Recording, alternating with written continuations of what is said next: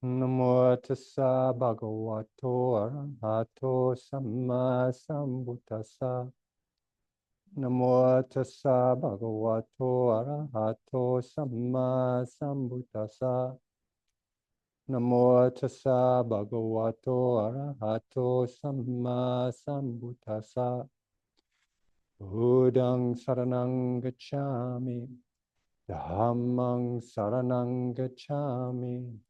Sanghang saranang gacchami.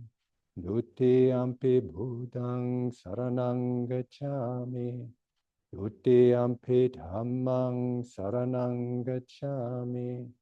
Dutiyampi Sanghang saranang gacchami.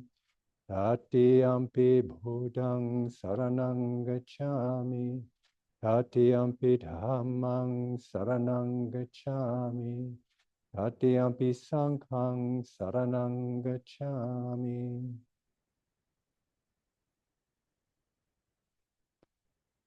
So welcome to tonight's Dharma talk. And the topic of tonight's Dharma talk is mind. And we'll be continuing the progress through the 16 steps of mindfulness of breathing.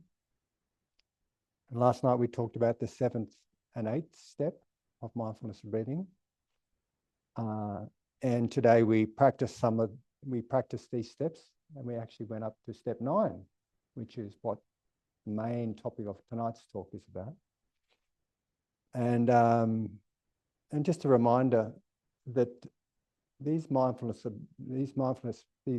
on the mindfulness of breathing practice are kind of like a template for us to aim towards, to practice. And please don't worry if you feel out of depth, because it's not quite faking it till you make it, but it's practicing it until you become adept. So just be reassured that even though you may feel like, wow, what's he talking about today with those steps? That's way out of my league. Don't be discouraged. So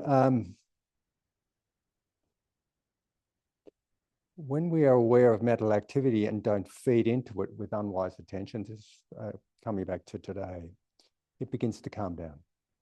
The mind begins to calm down. And with the calming, it gets quieter and quieter and eventually still. And as we described today, like this stream of rapids turning into stream, turning into a river, finally come to a lake that's still and clear. What we are left with in terms of mental activity is quiet and still. And we're left with awareness of awareness itself.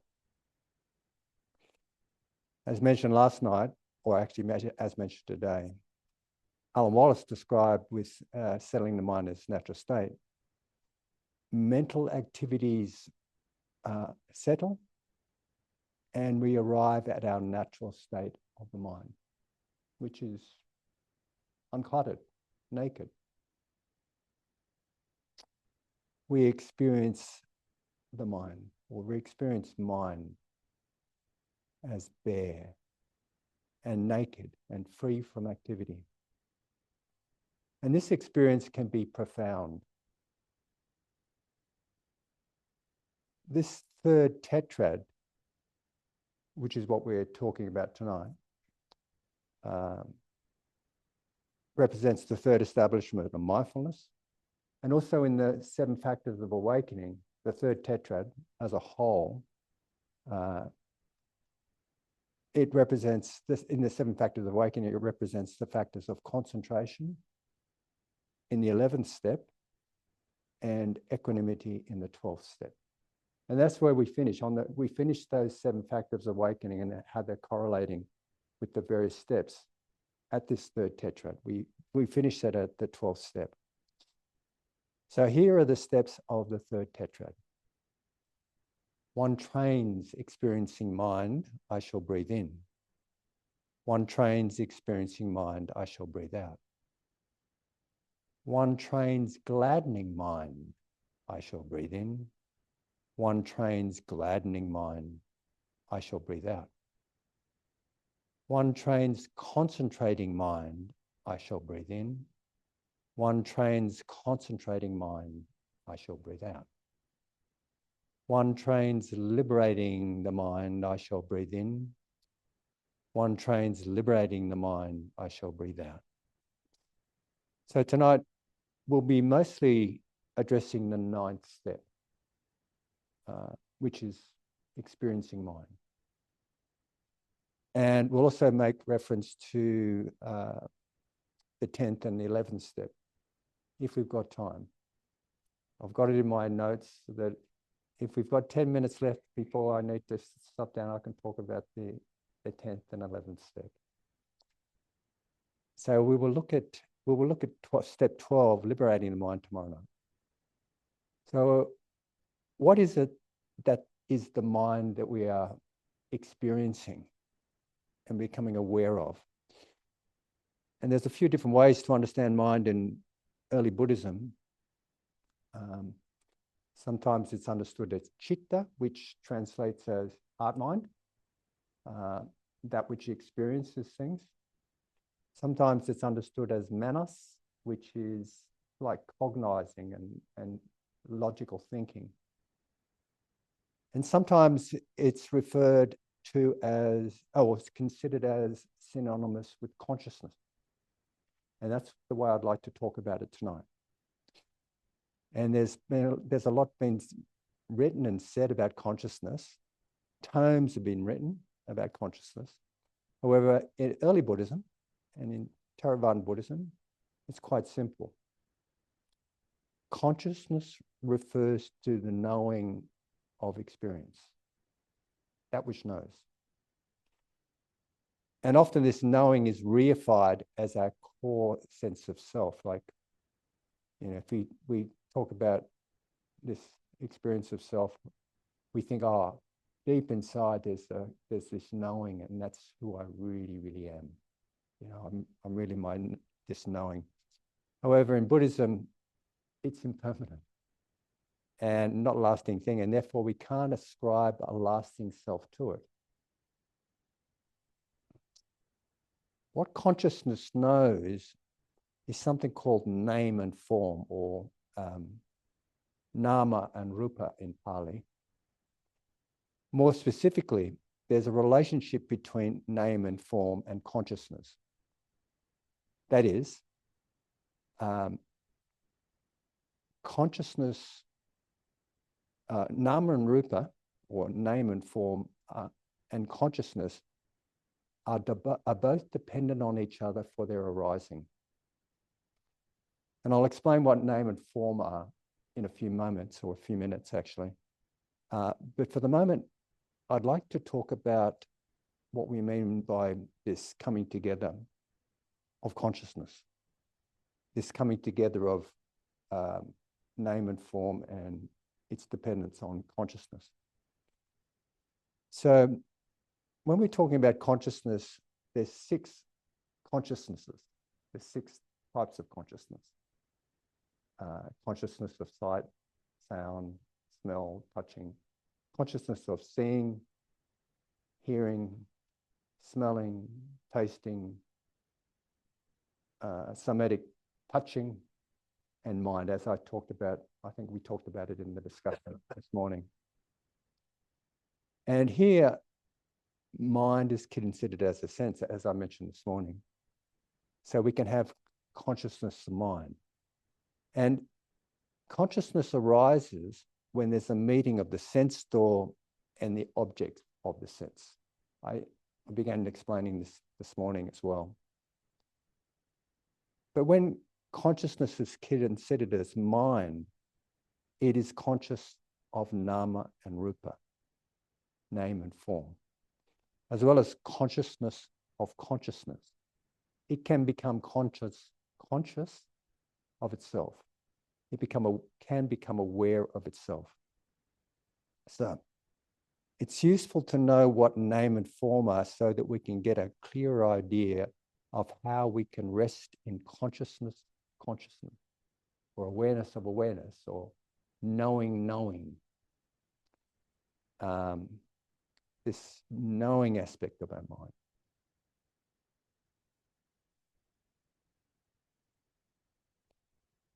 The term rupa, I'd like to explain these Pali terms because I think they're really helpful to help us understand things. Because this term rupa can mean like a form we see, like I'm seeing a table and I can close my eyes and I can imagine seeing a table. So it's in my mind. I'm imagining the form of a table. It's a solid thing. It's a solid thing. So I'm imagining it. That's considered as form or rupa. But in general, it refers to materiality or solid matter. Materiality like the 4 elements of the body. And we haven't talked in great detail about the 4 elements of the body, but these are earth element, water element. Earth element is solidity, hardness and softness, roughness and smoothness, this sense of solidity in the body. That's earth element. Water element refers to viscosity or flowingness. And we can conceptually understand water element in this form through understanding how the blood's flowing and there's phlegm in our lungs or saliva and so on. That's a kind of way of conceptually understanding water element. Yet we can also experience water element directly, like when I invite you to move your tongue around your mouth. For most of you, unless you have a saliva issue, you'll be feeling slipperiness. There's a slipperiness. And also, if you feel your hands, they might be moist and it's a kind of a stickiness, or they may be dry. So the dryness and moistness or the stickiness is an example of water element. Fire element is, of course, temperature. You're either hot or cold, cool or warm, or kind of medium, kind of just right. And air element, also called wind element, is when there's kind of movement in the body. Like when I experience the rising and falling of my abdomen, it's air element. I'm experiencing air element. It's kind of stretching and contracting. And sometimes if I move my hand out to stretch, there's a movement in my hands and it's air element. Also, sometimes I can experience these waves of what in some places in China is called qi, or energy, like a wind flowing through my body. That's also air element. So this is rupa. And nama refers to 5 functions of the mind. Nama refers to mind in many ways. It's part of the mind. And it refers to the 5 functions of the mind. And each of these functions are connected with a finger on the hand. And I learnt these references from Analia, just to be clear. So I'm holding up my 5 fingers. I held them up last night and I talked about this root finger, which we called sankhara, or mental fabrications. Now I'm going to talk about the other fingers. So the little finger refers to, in Pali, Vedana, which is feeling tone. It's feeling tone is what moves us. It's sort of effective in that respect because it moves us.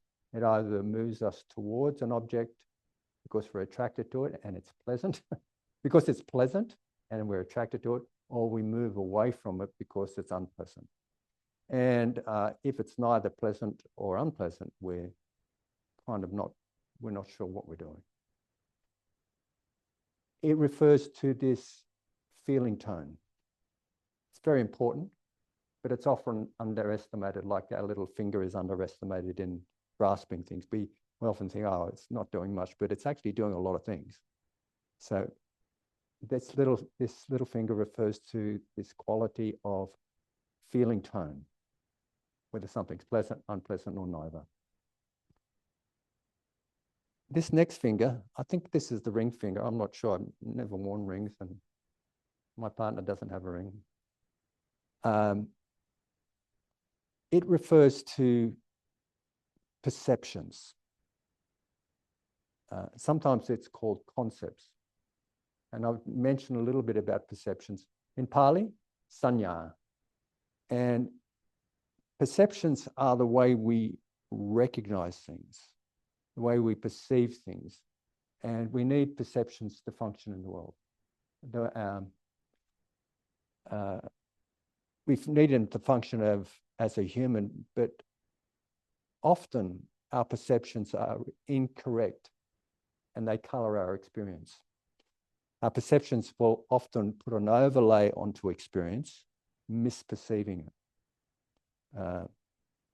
This misperceiving and the overlay that it can cause us a lot of problems, a misunderstanding. It's represented by this finger. The middle finger, as I talked about last night, is represented by mental formations.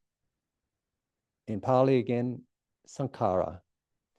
And I talked quite a bit about sankhara last night, so I won't need to go into details. But in many ways, our sankhara is driven by greed, ignorance, and hatred sometimes. So it can cause us a lot of suffering. And as I talked about last night, sankhara could also be considered as right intention, right thought. Either way, this sankhara, like perceptions, creates the world we're living in. Now, this sankhara and perceptions can be greatly influenced by our attitude and our beliefs and so on. Vedana is just as it is. We can't help but feel pleasant or something to feel pleasant or unpleasant because we're conditioned by experience. You know, if I have an association with chocolate every day and it's a pleasant association, it's going to be pleasant when I eat chocolate. If, however, I got an electric shock every time I had chocolate, I'd be conditioned to tasting chocolate as unpleasant. It just arises. It's conditioned. I can't control whether it's pleasant or unpleasant, but we can change the way we experience things through our conditioning.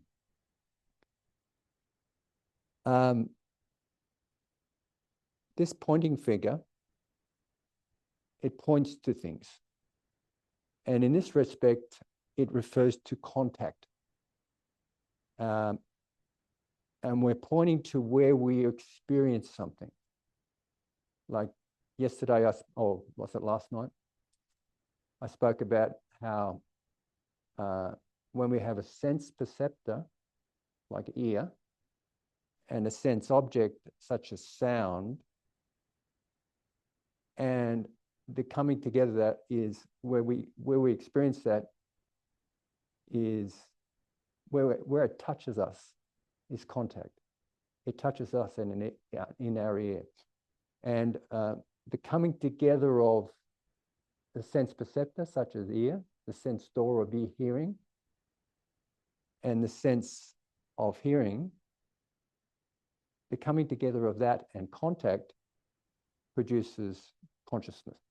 With those three conditions, sense perceptor, sense object, and contact, consciousness arises. So this is pretty important, very important. And the thumb refers to attention. Attention. And in Pali, it's called manasikara. And means it's one of the ways we can describe mind. And para refers to acting and working. So meaning, technically it means mentation, or more simply, the mind directed in a certain way. It's directed, the other day, I think it was on Sunday. What's the day? Monday. Maybe it was on Saturday. I remember now. But I was talking about the difference between attention and peripheral awareness. Attention is where we're directing our mental energies. Like I'm directing my mental energies at Sean right now, like seeing Sean. So attention can be directed to all sorts of things. And as I mentioned last night or yesterday, we can also have wise and unwise attention. Remember the story of the chocolate cake? You know, depending on how we attend to things, it can change. It can change our experience of things. So attention can be directed at these 5 functions. Like we can attend to feeling, we can attend to feeling tone, we can attend to perceptions, we can attend to sankhara, or we can attend to mental creations. And we can also attend to contact. And it's interesting, all these things can come together like this. Now, when I worked on Christmas Island for a while, and I worked with a lot of Iranians, and I started to pick up some of the language, not much, enough to say thank you and a few other things. And I think pancha is a term for, or punj, I think it was punj, meant 5. And in Pali, pancha means 5, because there's a connection between Farsi and Indian languages. I think there's a cross-fertilization there. So it's interesting, this term papancha means the coming together of all these functions of the mind, and attention is all caught up. Do you remember the term papancha? It means mental proliferation. It means the imagination gone wild. So we often have papancha when we're directing our attention to feelings, perceptions, mental formations, and contact. It just comes out of control. We can also attend to something else. And imagine this hand refers to consciousness, the knowing of experience. And imagine if rather than attending to all these functions of the mind, I attend to consciousness of experience. So I'm just going to have a little experiment with you, just to see what happens. And I'm going to ring this bell. I guess I can ring it from down there. I'm talking to the camera now. So I'm just going to invite you to attend to the sound of the bell.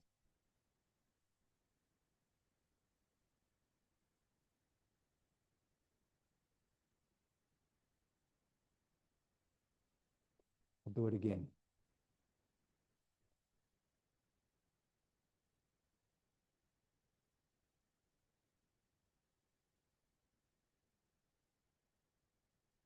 What did you notice?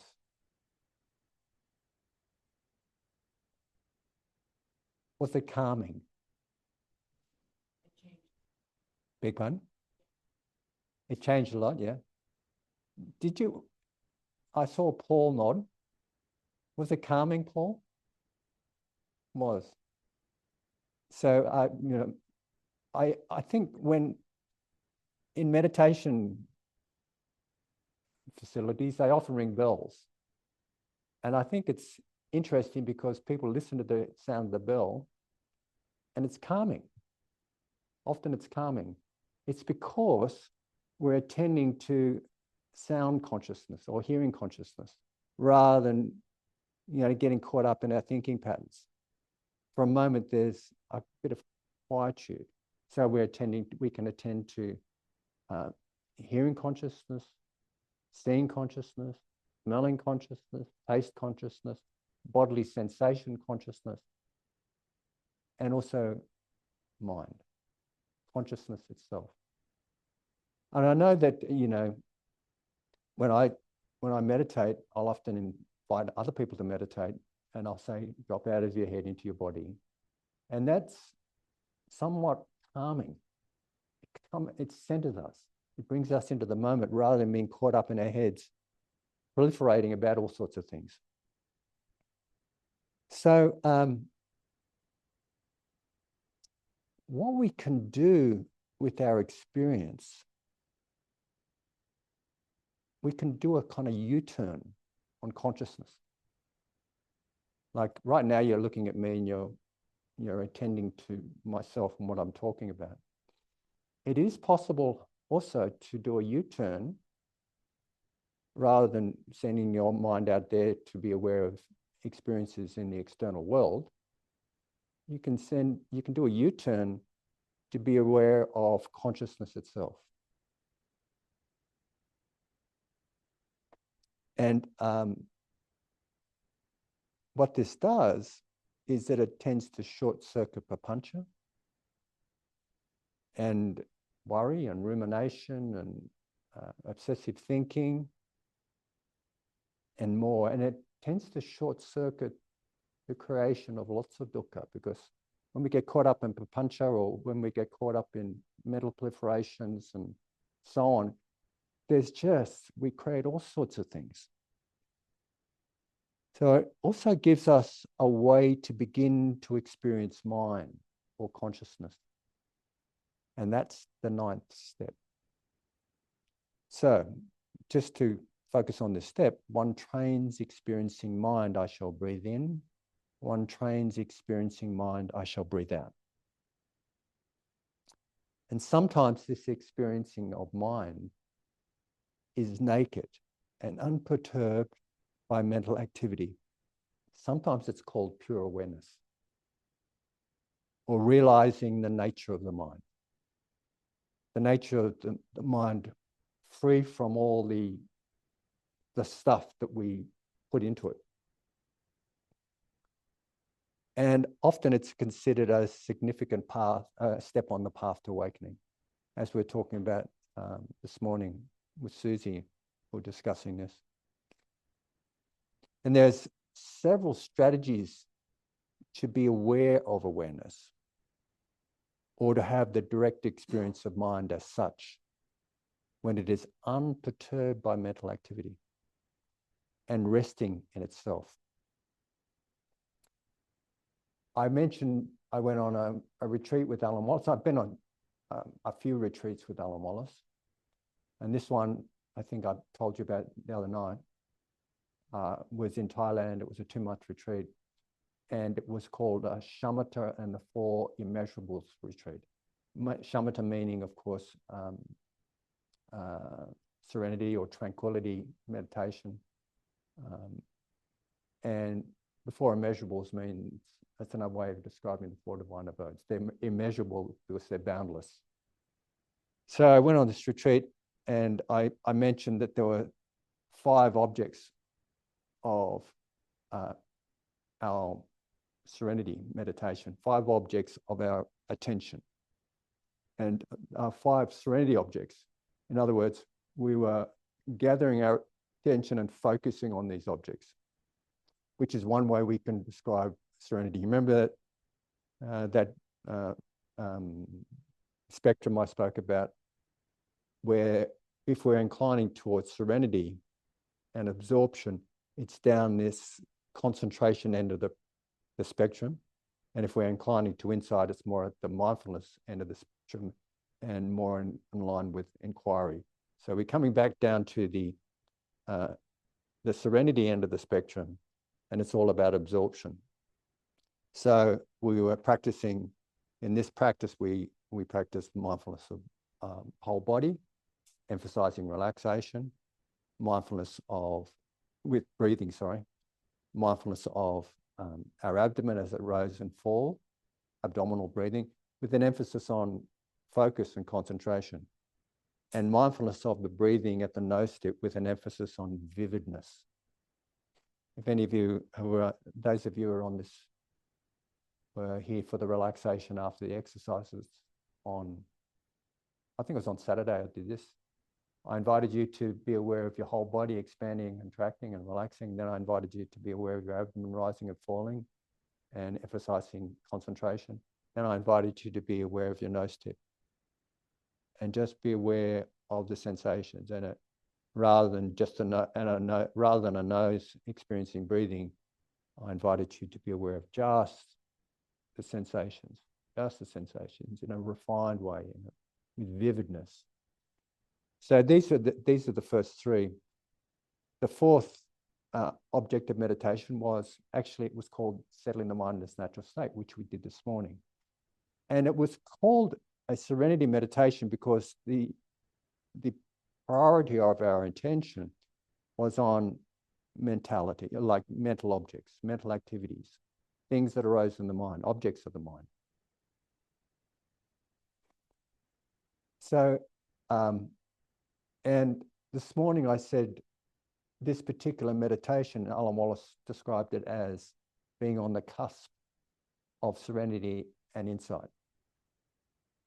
He never used the word, I don't think he ever used the word tranquility. He would always call it shamatha. So on the cusp of shamatha and vipassana. Vipassana is the term for insight. Because even though we're kind of focusing on this object in a way that's aligned with serenity meditation practices, we're also having insights. Because we can't help but see the way these thoughts are changing, and they're bringing up all sorts of things from the past, for example. They're digging deep, they're plumbing deep into our consciousness, our subconscious. All sorts of things come up. I remember doing that meditation we did this morning was usually my primary practice. I did it for 2 months. All this stuff coming, some incredible. Like, oh, wow, going back to memories of when I was 4 and 5 years old, or 3 years old, and so on.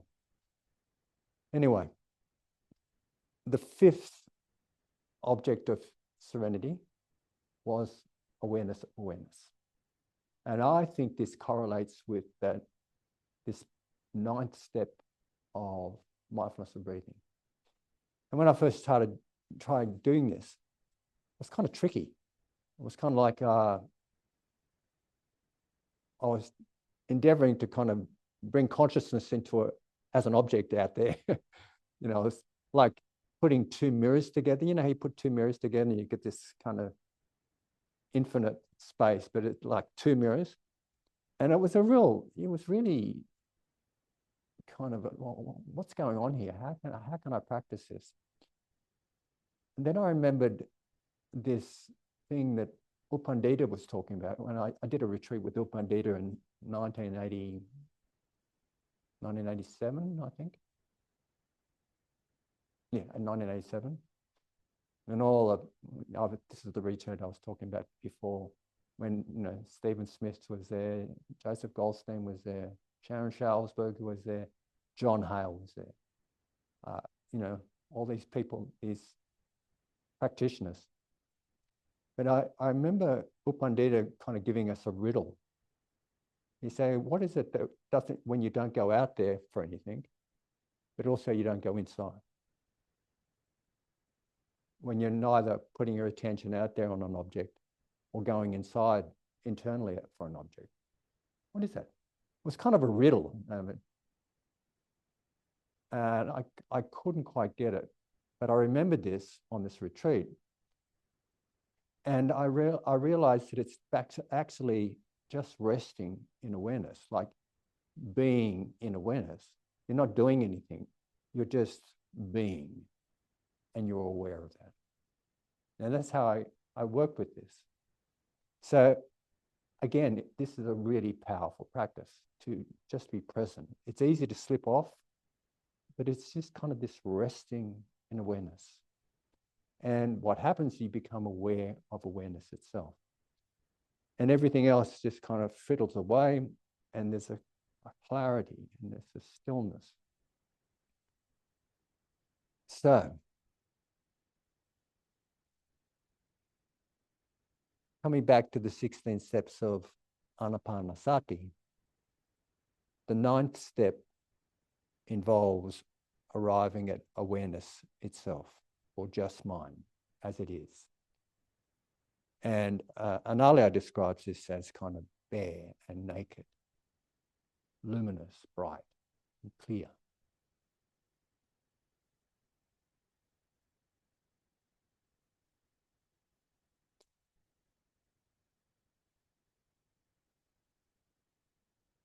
So as the mind quietens, attention is pulled back from awareness of the objects of the mind, so that it becomes just aware of awareness itself.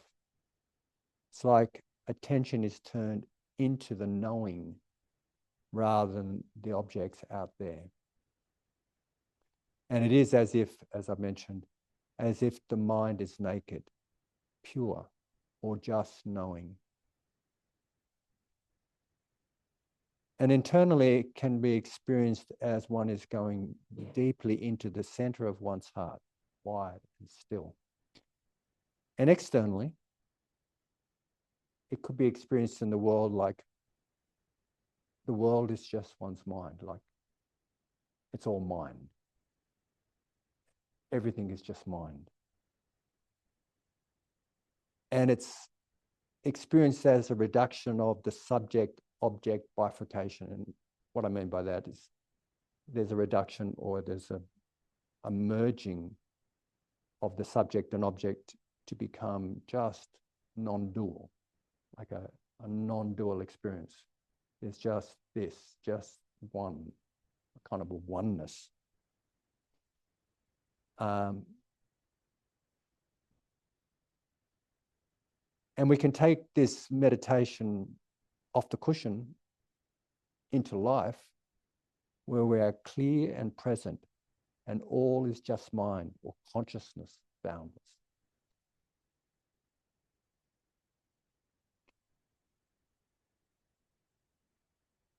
So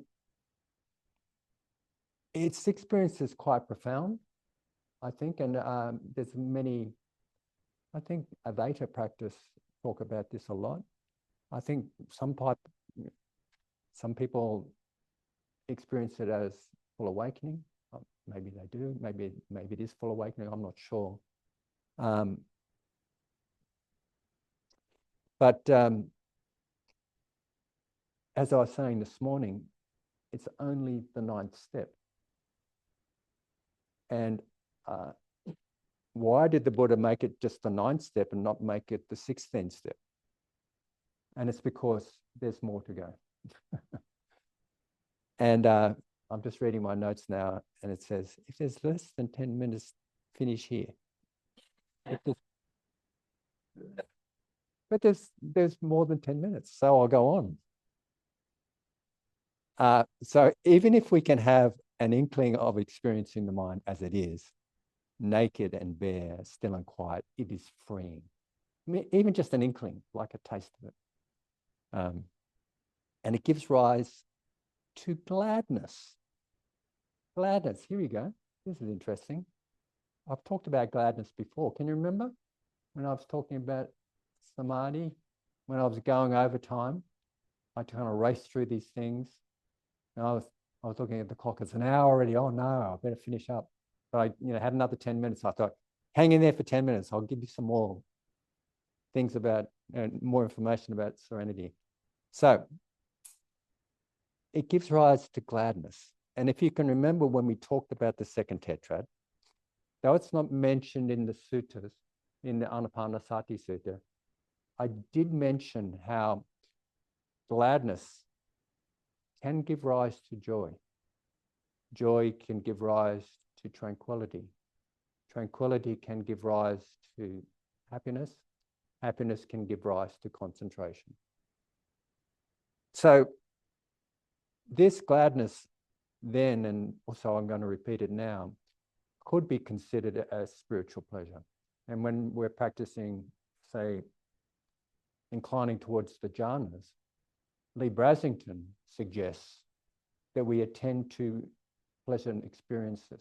We attend to these pleasant experiences that are more inclined to be attending to unworldly pleasant experiences, not necessarily hedonic pleasant experiences or worldly pleasant experiences, but unworldly pleasant experiences that arise from concentration, as an example.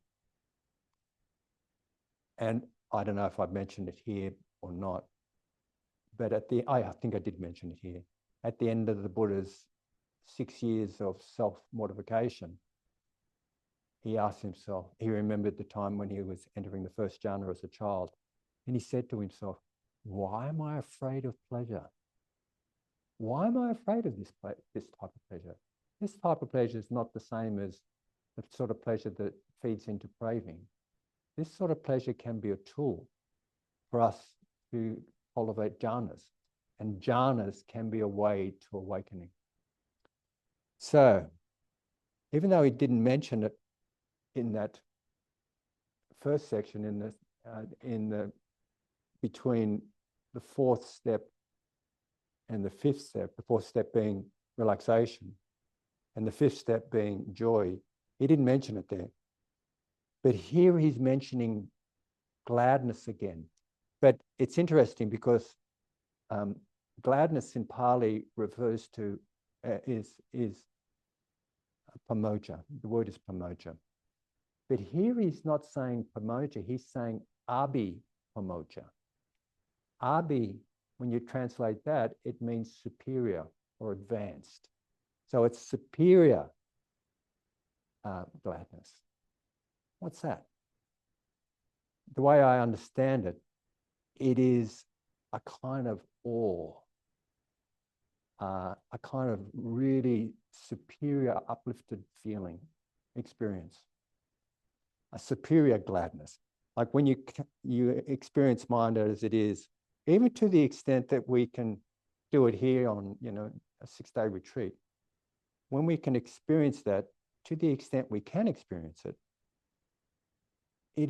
there's a gladness that arises that is awe-inspiring. Something touches something deeply. And I often refer to when I went to Uluru. The first time I couldn't believe it. I went, wow, I'd never seen anything like that. It was just profound. I was awestruck. It was so moving. And I didn't think any physical thing could be so awe-striking, so profound. But it was. I was awestruck. And I would say that's what we're talking about here with this superior gladness. So that is the 10th step. Abhi pamoja, it's described as. And that's the 10th step. And the 11th step is concentration. So there are many ways to develop concentration.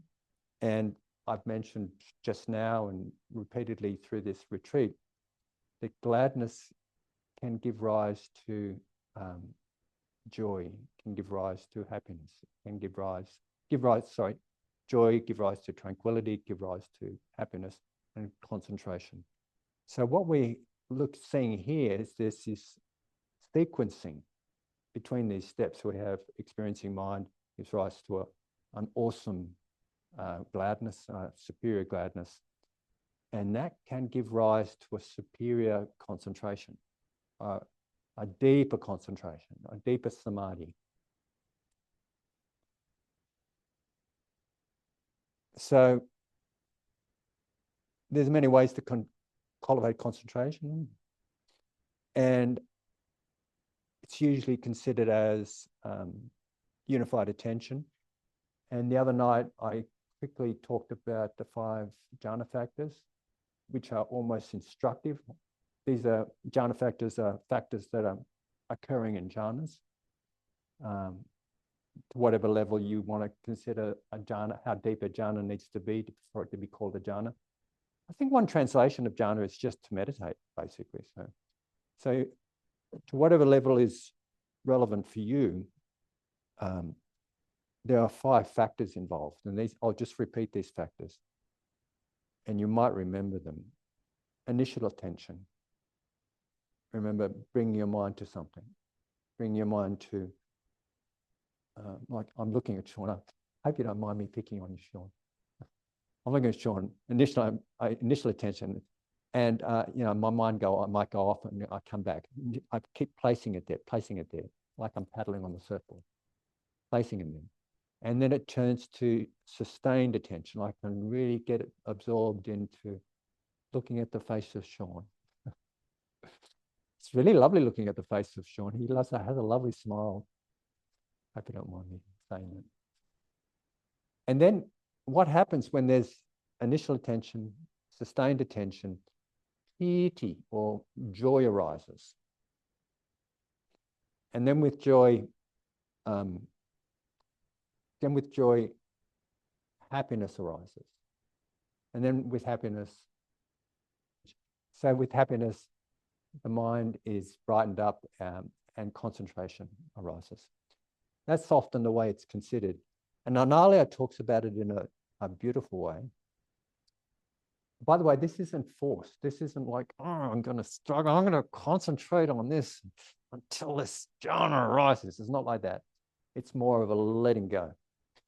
And Analia describes it beautifully like this. Concentration does not refer to a narrow focus that excludes anything that does not fit into a circumscribed passageway of a restricted field of attention. It's not like this. Sometimes this unified attention is described as one-pointedness. And I think it's described like that in the Visuddhimagga. One-pointedness, like laser-like pointedness. It's not always described like that.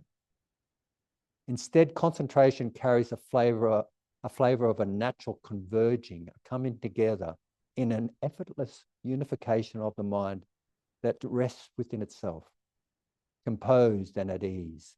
It is as if the whole of subjective experience is held in a loving and caring embrace, such that it becomes completely unified, with no trace of its usual fragmentation left.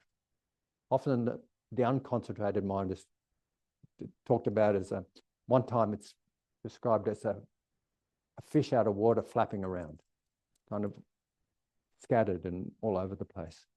But concentration is not like that. Concentration is unified and settled and stabilized. So Analia goes on to describe that rather than imposing a sense of control over the ego, we let our wholesome intentions carry us through. As if by putting the ego aside and allowing the natural unfolding of samadhi as a result of dependent arising and having the right causes and conditions in place. Do you remember I've been giving you, set your intention. It's like your internal GPS.